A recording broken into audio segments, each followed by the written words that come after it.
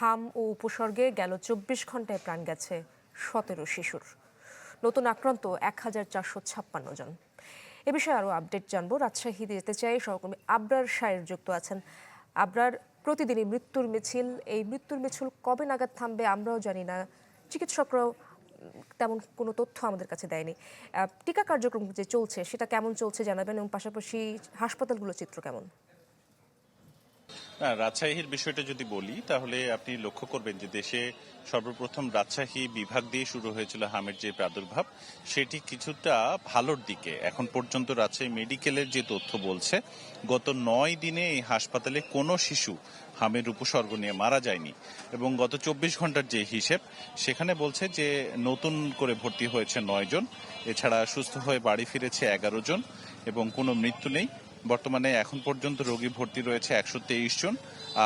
মোট রোগী এখানে চিকিৎসা নিয়েছে ৯১৮ জন এবং এ পর্যন্ত মৃত্যুর সংখ্যা ৫৩ জন।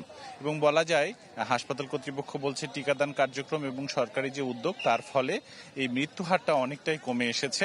গত মাসে অনেকটা মাঝামাঝি পর্যন্ত এই মৃত্যু হারটা বজায় ছিল, ৮ তারিখ ৯ তারিখ ১০ তারিখের দিকেও, কিন্তু তারপর থেকে আসলে এটি আস্তে আস্তে কমে আসে। টিকাদান কার্যক্রমের কথা যদি বলি, বিভাগীয় স্বাস্থ্য পরিচালক এবং এখানকার যিনি রয়েছেন, এখানকার যিনি সিভিল সার্জন রয়েছেন, তিনি যেটি বলছেন যে প্রায় ২,১০,০০০ শিশুকে এই জেলায় টিকাদানের আওতায় নিয়ে আসার চেষ্টা করছেন তারা। তার মধ্যে এরই মধ্যে প্রায় ৭৫% শিশুর টিকাদান তারা নিশ্চিত করে ফেলেছেন।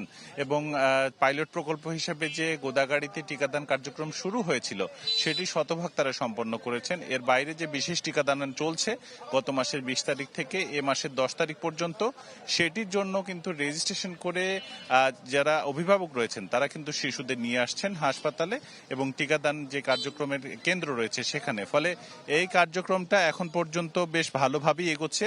তারা আশা করছেন আগামী ১০ তারিখের মধ্যে টিকাদান কার্যক্রম প্রায় শতভাগ তারা শেষ করতে পারবেন এবং এই টিকাদান শেষ হলে আসলে হামের প্রাদুর্ভাব অনেকটাই কমে আসবে বলে জানাচ্ছে চিকিৎসকরা। এ ছিল আমার কাছে।